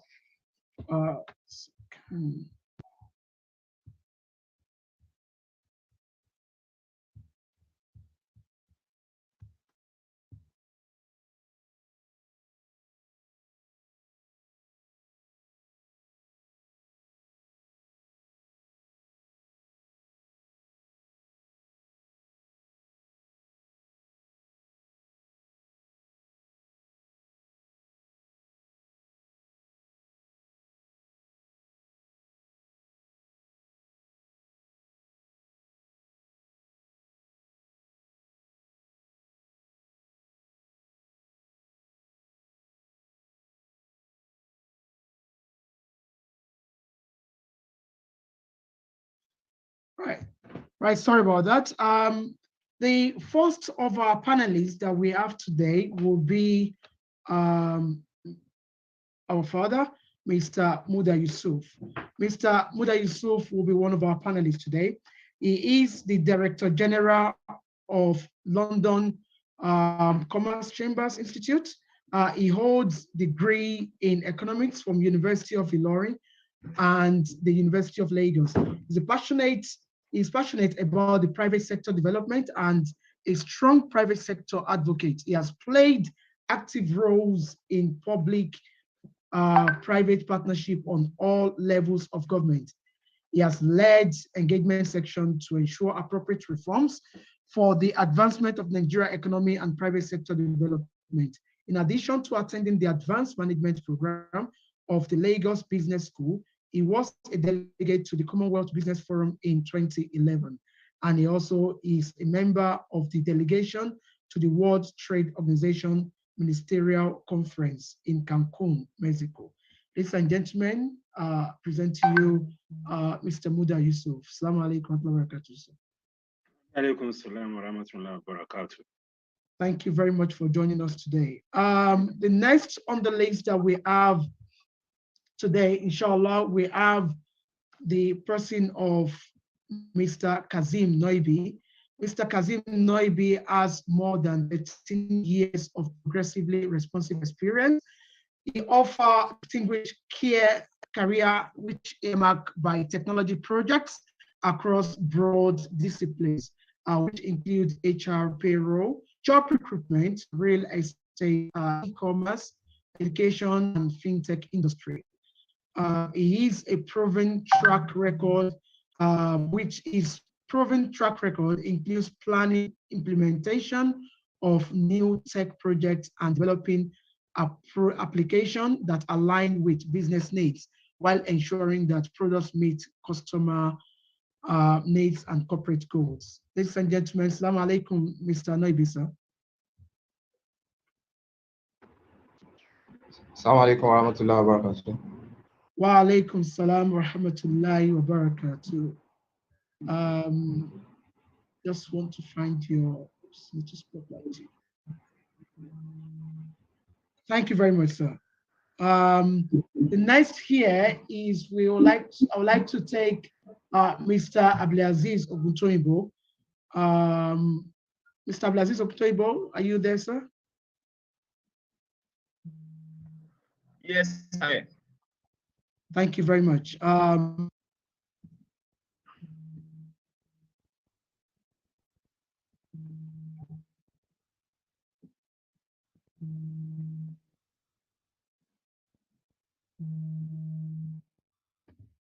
Mr. Abdulaziz Oguntoyibo, he is the current CTO and is the leader and the founder of Alal Invest. Ladies and gentlemen, I present to you Mr. Abdulaziz Oguntoyibo. Assalamu alaikum wa rahmatullahi wa barakatuh, sir. Hello, sir.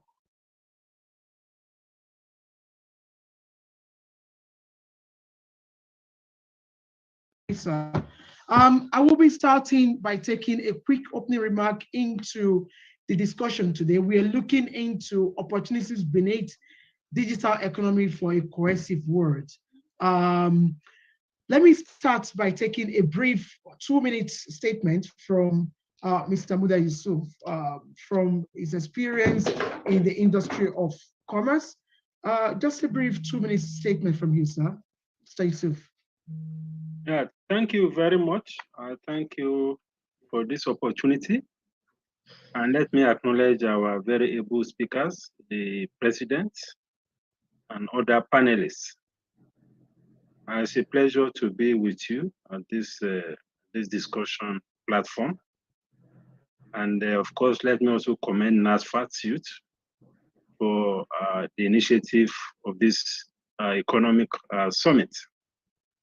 And even more important is the theme that have been chosen, which is focusing on leveraging digital technology for national and global economic advancement. As previous speakers have said, we cannot overemphasize the value of digital economy. If there's been any major changes in economic and business landscape in the last couple of years, it has been around the impact of the digital technology on the way we do business, not just business-based sector, also government business. So when we talk about the digital economy, we're talking about digital private sector. We're talking about big government.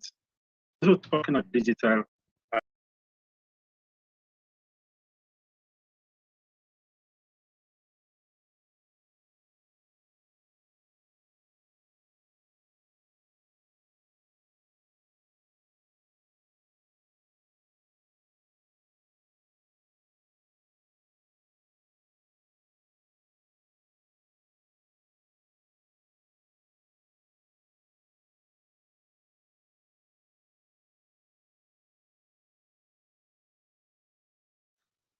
For instance, Apple has a value of $2.2 trillion.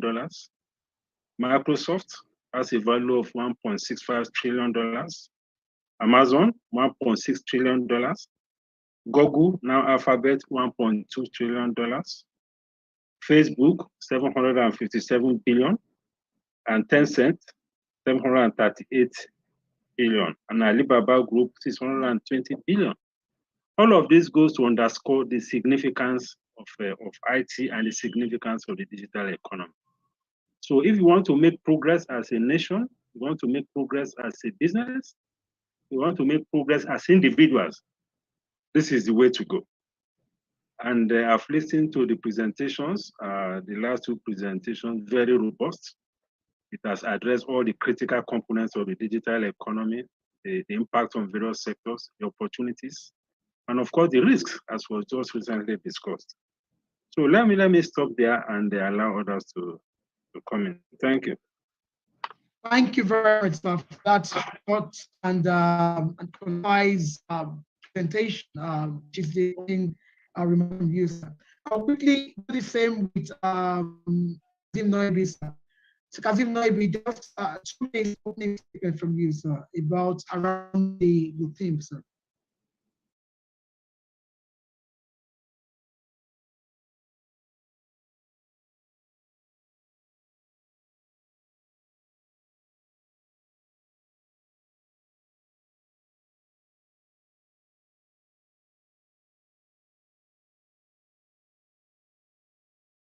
The speaker has mentioned, it is very clear that the digital economy, just like the president said, the digital economy is not a partial economy, is not another economy. It is actually the new economy.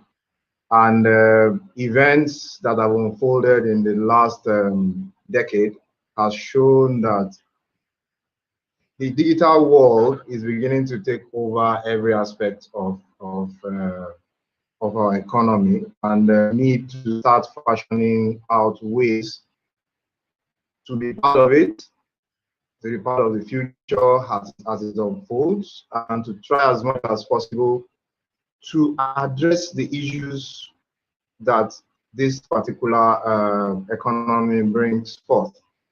So as it relates to us as youths, I want to also say that we need to, as much as possible, as a matter of urgency, find avenues to key into the opportunities that the digital economy comes with, and also make sure that we represent ourselves so that we don't get lost when the benefits, like the president mentioned when he was doing his presentation, that 5 to 10 years ago, some companies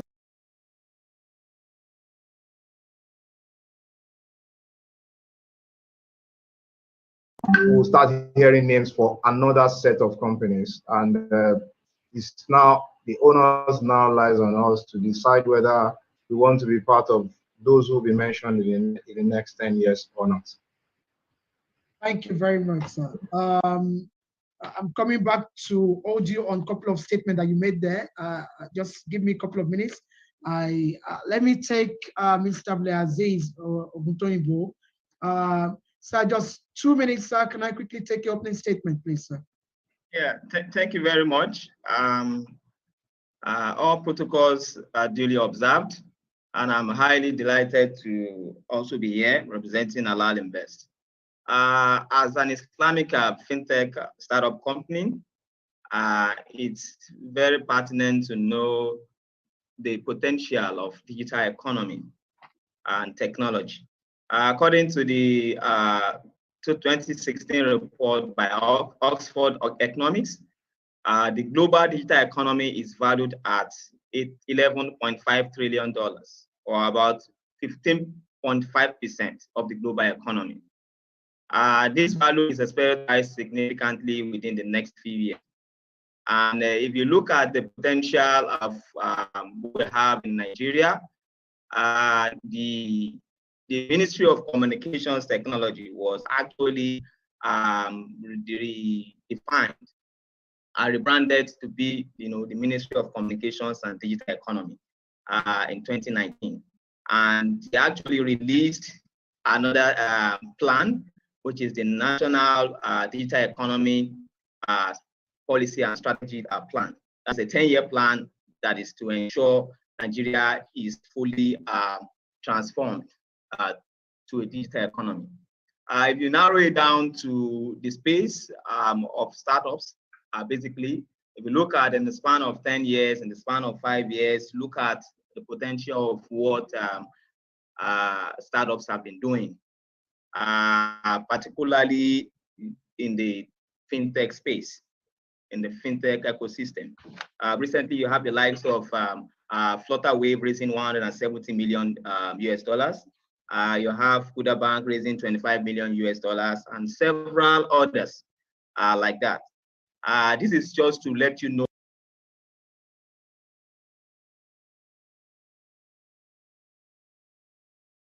of the most important infrastructure pillar we need to leverage on. And if you also look at considering where we play at Halal Invest, basically, we're playing in the Islamic fintech, industry, which governs the Islamic finance. And if you look at it very well, the Global Islamic Economic Report 2019 stipulates that the industry is expected to grow with a potential of 3.5 trillion US dollars. This is also expected to increase by 2024. You look at the potential of the industry we play at, and you see there are a lot of benefit and potential for everyone to tap into the ecosystem. So, and basically, we have several recommendations that have been given by the previous speakers. I won't want to dwell on that, but basically, it's pertinent to note that there are a lot of opportunities that are beneath us, here in Nigeria, in Africa, and the global world at large, leveraging the potential of a digital economy. And we want, us to take, that bold step to also tap into the potential. Thank you. All right. Thank you very much, sir, for that. Let me quickly go to Mr. Muda, please. Are you with us, Mr. Yusuf? Yes, yeah. Yeah. There is this word people tend to throw around. They said that governments have this fear of what they cannot control, and they cannot control it, which what we're saying is that they probably don't have a proper or adequate understanding of how some of the digital application or innovation works.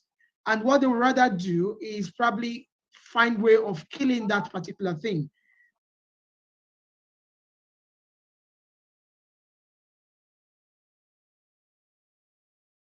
In policy that will boost or give us enabling environment to be able to survive or promote growth. The best example is recent ban that was placed on Bitcoin recently. Maybe that has been lifted as well. What do you think? What is happening on government? That why are they not creating the enabling environment to promote growth? Well, thank you. Generally, it is not the best that you have any system that cannot be controlled at all. Of course, there are always ways to control things. You can see what is happening, for instance, with the social media. I mean, you can see all the abuses and things like that. And you can see the risk sometimes that the social media can also present, even to the security of the country, you know. So all of those things are causes for concern. But generally, I think sometimes we overstate these fears or the risks. And sometimes these things result from the level of understanding and the quality of people that are in the public sector, their depth of knowledge and intellectual capacity. You know, some of these things also create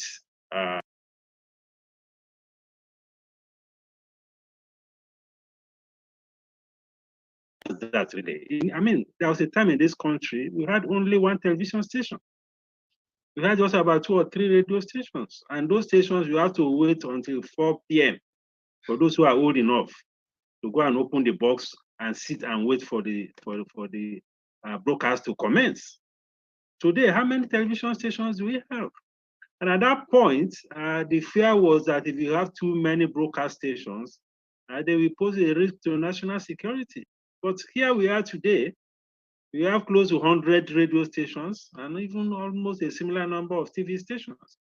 So we are making some progress. Of course, that is not to diminish the importance of regulation. Even in the broadcast media, we have the Broadcasting Commission that has some oversight. In the telecoms, we have the NCC that has oversight. So there will always be oversight. What is important is to have a framework for regulation that will not stifle investment, that will not discourage investors, and that will allow some of these sectors to grow.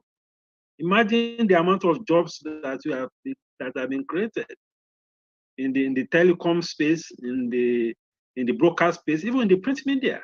Amazing amount of jobs that have been created, amazing investment as a result of the deregulation that has. So I think to ensure that the government provides an enabling. But that is one of the biggest challenges to the growth. I mean, some statements will be, and I'm an elect asking for 500 million, 2 billion, 5 billion for a telco to just lay the fiber in their states. All of those things are killing initiatives in the digital economy state. But I'm sure they are moving gradually. We need to sustain the momentum of advocacy to ensure that they see the benefits of a fast-growing digital economy. Thank you. Thank you very much, sir. I was going to go into that, but let me quickly remind all the audience, we can take your contribution as well. We would like to take your comments, your contribution. If you have questions, please feel free to use the Q&A tab. We are monitoring the Q&A. The contribution should be on the Q&A, whereby we can pass your comment or your question to one of the panelists as well. Thank you. Let me ask Mr. Noibi, sir.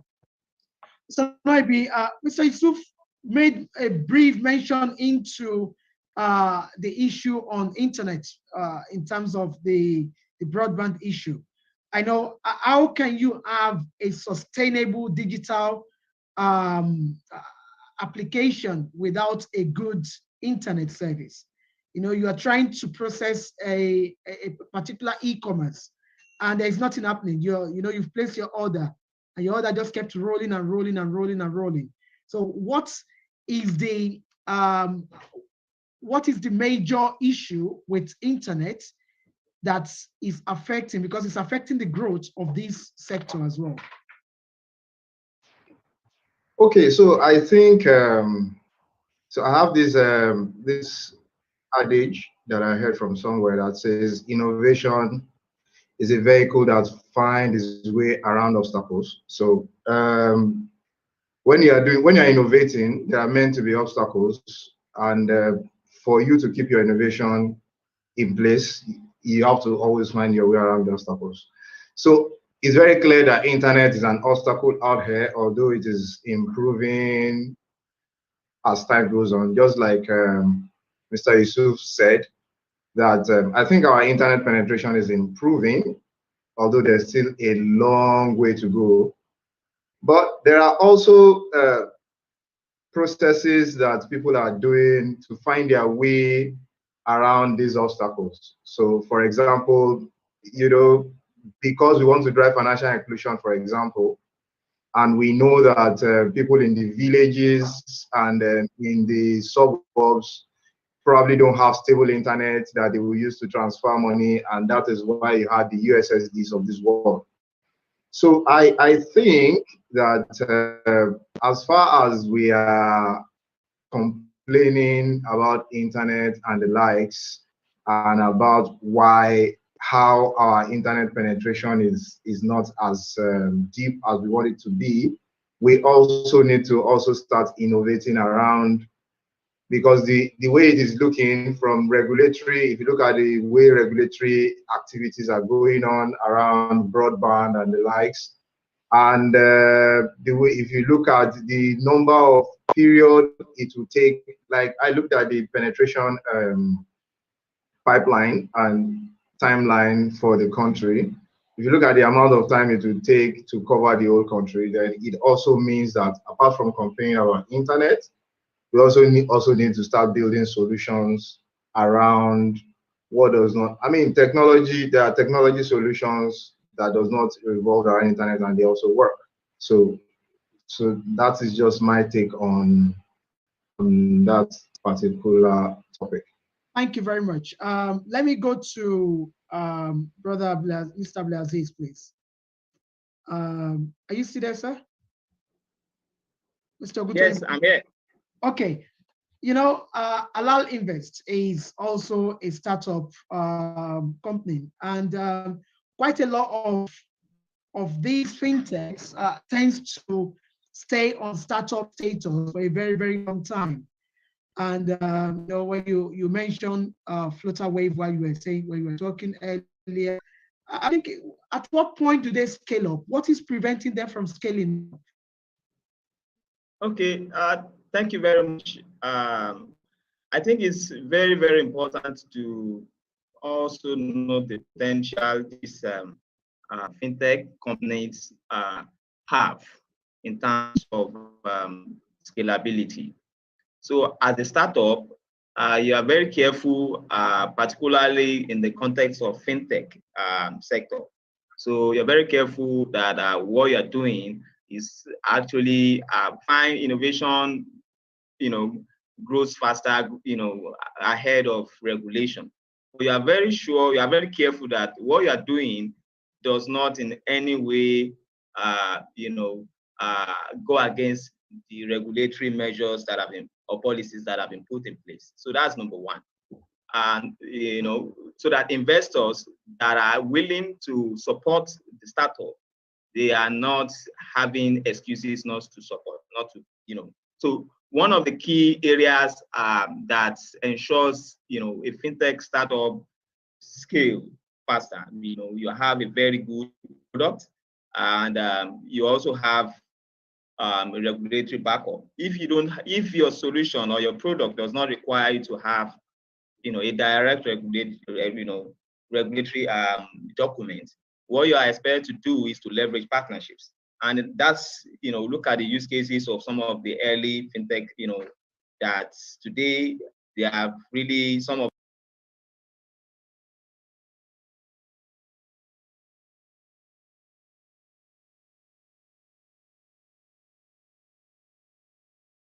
and are you able to leverage partnerships to also, go ahead.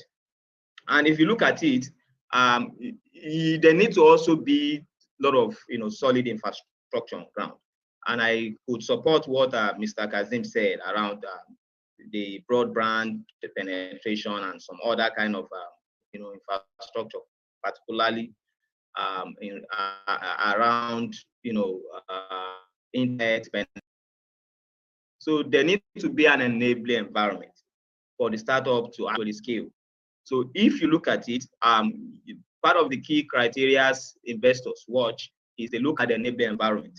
An investor today cannot go to, I want to go to places where, there are wars, there are political instability and the likes, or maybe the infrastructure are not well put in place, right? So look at Lagos, for example. You look at the investments that has been, secured in Lagos, that have been put in place in Lagos, for example, will always drive investment, interest in, investors to come in. So that is another area you need to also look at. And continuously, you also find that there's also very, very key point in the area of, ecosystem collaboration. So when they have a lot of ecosystem collaboration around, the partners, for instance, Alal Invest, what we have been able to do is we have been able to partner with different stakeholders. We have a partnership with non-interest financial institutions. We have partnerships with Institute of Islamic Finance Professionals, different bodies, and each one of them have their role to play. So with this, I believe scalability is very, very, key for us. And you look at it, investors also goes a long way to look at how you are addressing the problem, how you are able to, validate the MVP, and they are able to give you the support. And that's the use cases you are finding different startups like Paystax in terms of the acquisition to Stripe, how they're able to, leverage all these roadmaps. And no matter how the environment, the regulatory, environments, the enabling environments, they're still able to, scale. So I think it's a matter of looking at the environment, collaborating with the different partners. You're able to get the different job cover, regulatory cover with partners. And I believe that goes a long way to scale. While I have you here, thank you very much for that. Obviously you talked about collaboration, about infrastructure as well. Of course, collaborating is quite important. Towards the end of Mr. President's address, he said we need to also reach out to people, ask for support, ask for help as well. Sorry, Mr. October, is there any way you can tilt your camera a little bit? I think yeah, that's much better. That's good. Thank you, sir. There's a question on the chat here. It says, how can one protect one's startup idea while searching for partners and funding? I mean, the person also puts another question in there and say, how can you patent your idea? Yeah, okay, thank you very much. I think it's also very pertinent to note that you have an idea, you are thinking about an idea, even before you convert it to a business and commercialize it. Just have the mindset that, hundreds of people are also thinking about that idea. Fine. And number two is that, fine, as a startup, you have a lot of advantage because you are very aggressive and you are fast to implement, unlike corporate institutions that have, that are well established. So what I expect to take, there are some key principles you need to look.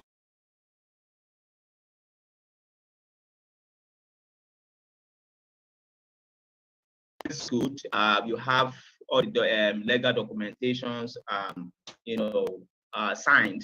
For instance, you are dealing with a partner or a prospective investor, or even getting some of your team members on board. You need to have, proper documentation like NDA, non-disclosure agreements, non-compete agreements, to be able to protect your intellectual property.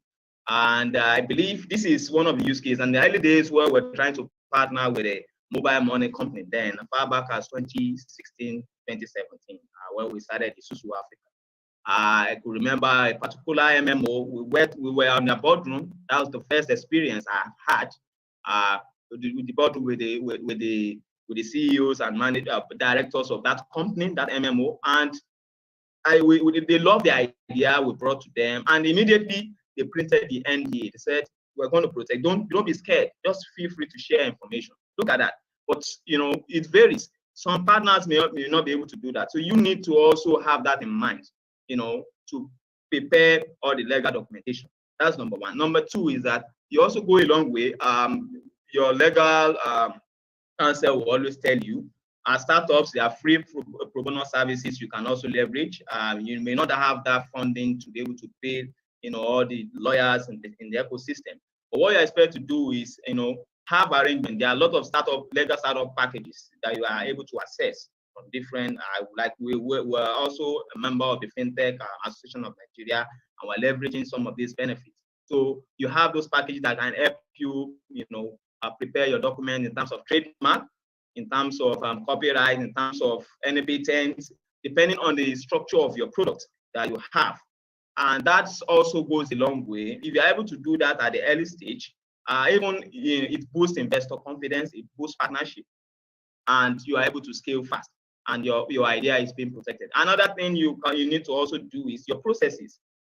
You need to also streamline your processes, more of corporate governance, to be able to show, okay, when you are selling your product to clients, what are the measures you have put in place in terms of data protection, data privacy, and the like. So that also goes a long way. And you don't need to be scared. You just need to put all the measures in place.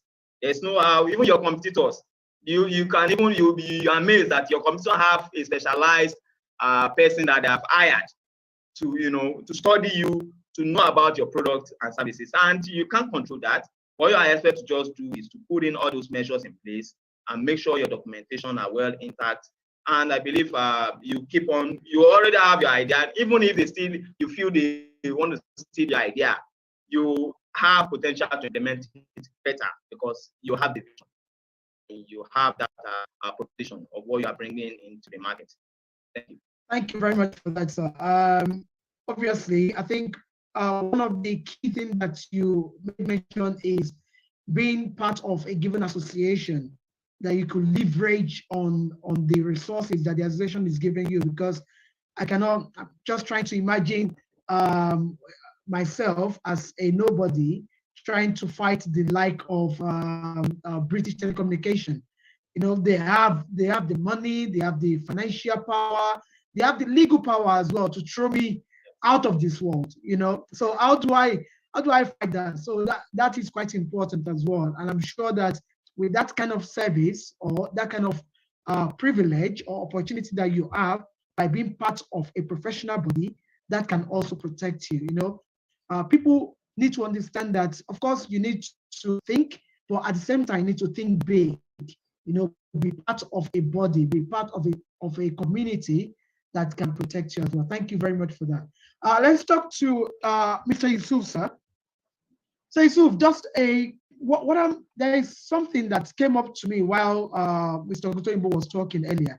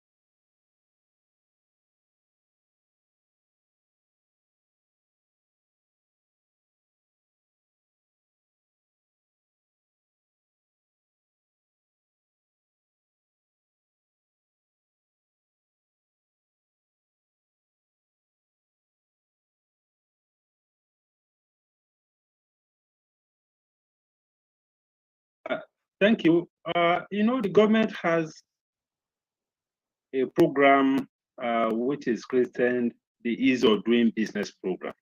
We have an Ease of Doing Business agenda. And one of the cardinal objectives of this Ease of Doing Business agenda is to make it much easier for small businesses to do business, to register their businesses, licensing fees, compliance issues are reduced, and so on. That is what the whole thing is all about. I know, for instance, that with NAFDAC, for instance, there has been a lot of pressure on NAFDAC to scale down some of their fees in a way that will be able to build an inclusive economy, in a way that will be able to allow much better accommodation for small businesses and even micro enterprises. The same thing is taking place with SON. And if you look at the Finance Act that was recently put in place, there are elements of that act that are specifically targeted at small businesses to ensure that the burden of taxation is not much on them. So to that extent, I would say that the government is doing something about trying to create an enabling environment for small businesses. Of course, we are not there yet because there are even bigger issues that small businesses are struggling with. They are struggling, apart from regulatory issues, they're also struggling with the infrastructure issues. Some of them are struggling with financing issues.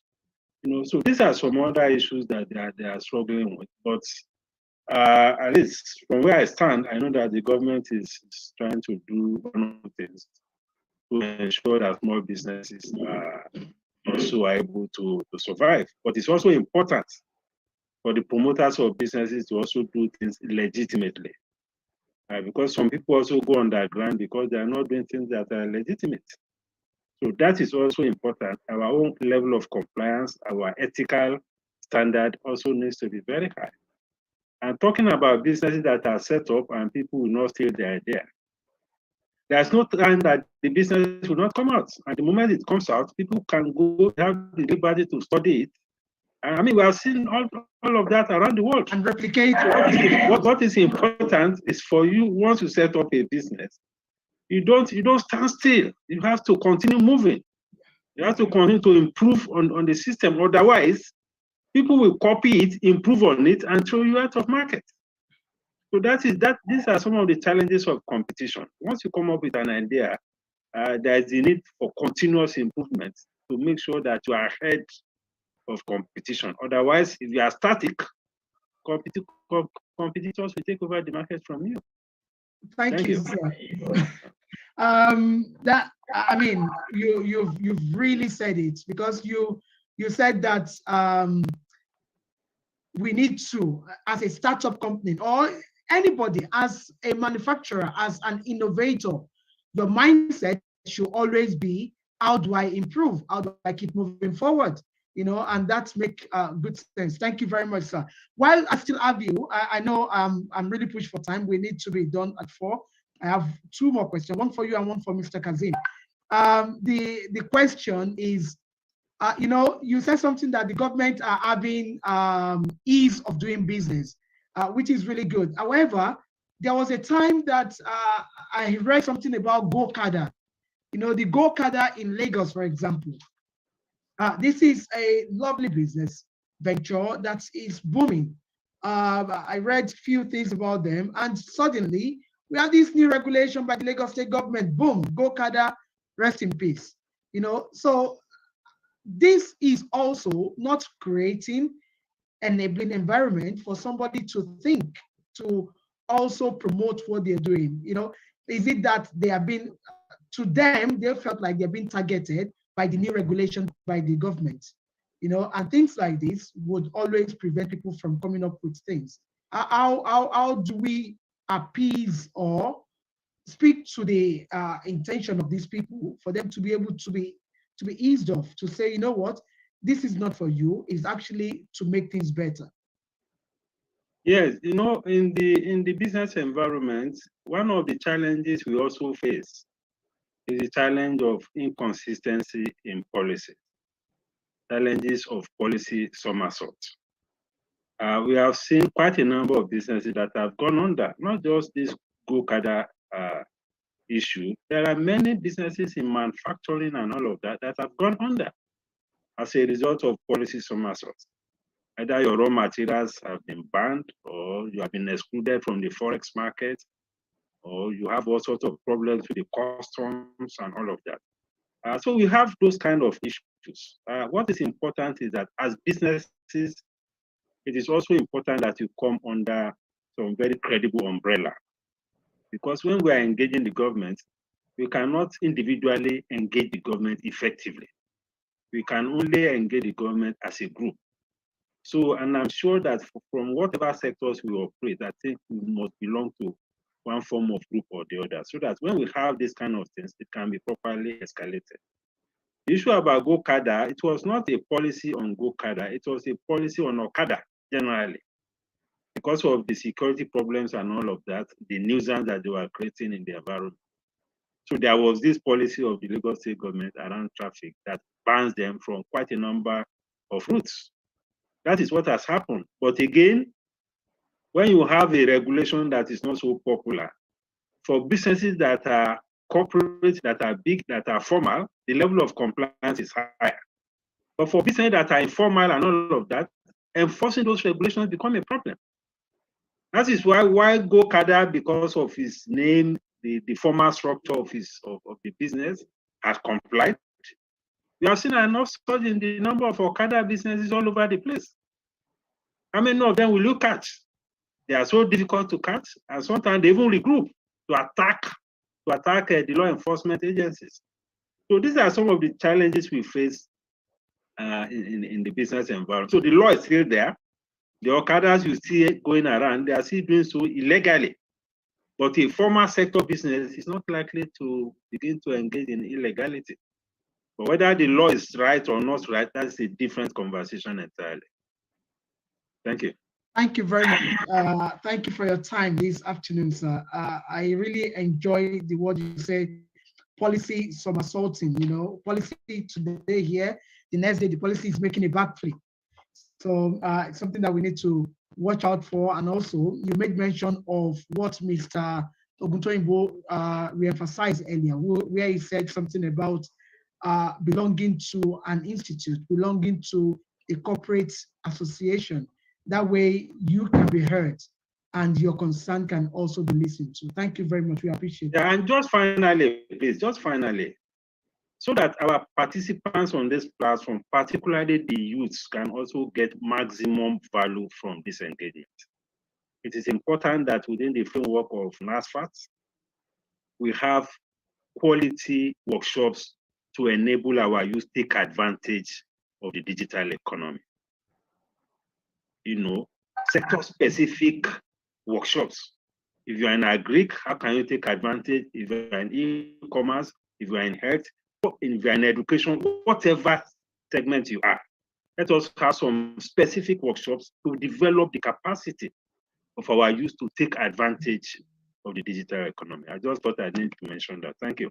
Thank you very much. I'm sure the leadership of Nasfat Youth Wing are listening and they are writing this down, an enhanced workshop that will be able to cater for quite a lot of things. Thank you very much, sir. We appreciate that. Jazakallah khairan, sir. Lastly, to Mr. Noibi, just for 2 minutes, sir. Are you still there, sir? Mr. Noibi? Yeah. Okay, quick one, sir. Someone asked a question, what are the skills that they need to enhance on for them to be better or to support their progress in digital economy? Okay, to be relevant in the digital economy, you could gather skills in different sectors. Like the president mentioned when he was doing his presentation, factors of production, labor, capital, land, and entrepreneurship. Land right now is the digital space.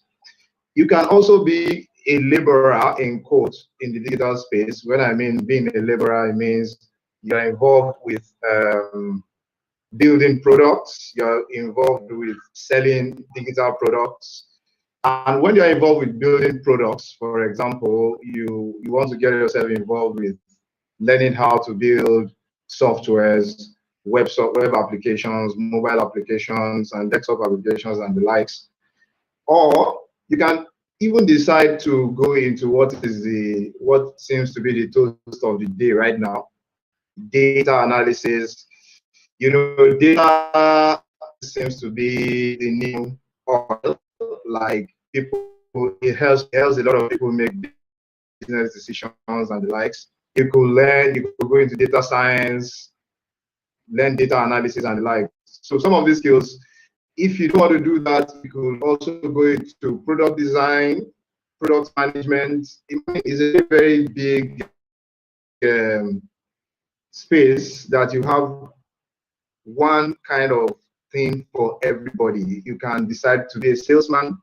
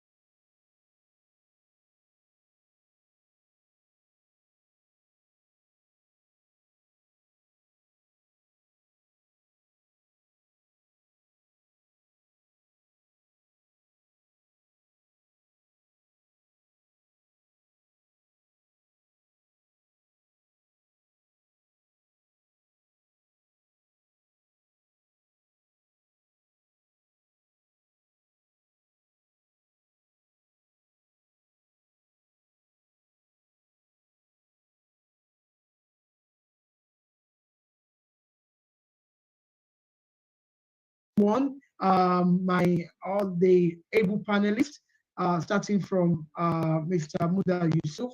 Thank you very much, the Director General of the Chamber of Commerce Institute. So thank you very much for joining us, sir. We also thank the CEO of Alal Invest, the person of Mr. Abdulaziz Ogutoyibo. Thank you very much. And also we thank our own in-house IT experts, the person of Mr. Kazim Noibi. We say thank you very much for your support. We ask Allah to continue to bless you and guide you and protect you. Before we round off,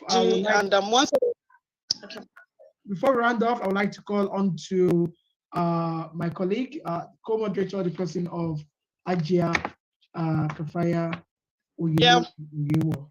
Assalamu alaikum. And of course, yeah, I'm here. Can you hear me? Yes, we can hear you. Go on. Alhamdulillah, thank you very much, Brother KG. It was indeed a very wonderful session. I want to say well done, and I want to appreciate all the panelists, just like you've done, from Dr. Muda Yusuf to Mr. Noibi Kazim and to Mr. Oguntoyinbo. Thank you very much. Right now, I'd like to call on the chairman, Nasfat Youth Economic Summit 2021, Mr. Lamidi Said Ademola, to give us the closing remark.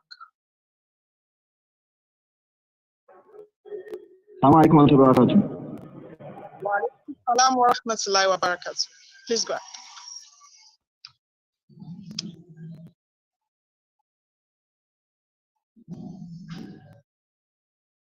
You can go ahead, please.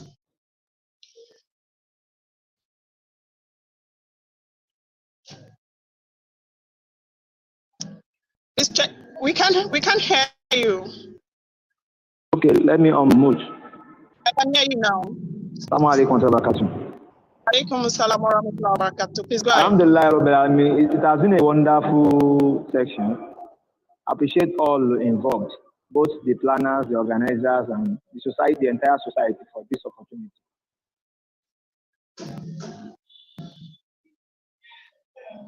Yes, we are just starting. And by the grace of God, this program is establishing more partnership with organizations outside Nasfat, so we can assist our members post-COVID. So it's just the beginning. The second section will be coming up, and I would love to meet you all there. Wa alaikum salam wa rahmatullahi wa barakatuh. That's indeed very short. Thank you, Mr. Lamidi. Just like he said, we are going to adjourn this until 8 p.m. inshallah bi tonight. At 8 p.m. Nigerian time, we will reconvert using the same link to continue with the education/networking session, where we'll be talking about what we need to achieve, and then we'll take presentations from Zoom, and then we take the summary of the presentation. Hello, sir. I implore all of us to try as much as possible to be part of the session. You need to represent your zone. You need to make the presentation, and you need to encourage your presenters. Once again, I want to say Jazakumullah khairan jazaan to you all for being patient and for being part of today's event. So we meet at 8 p.m. tonight, Nigerian time, Mashallah, Bikudras live. God bless.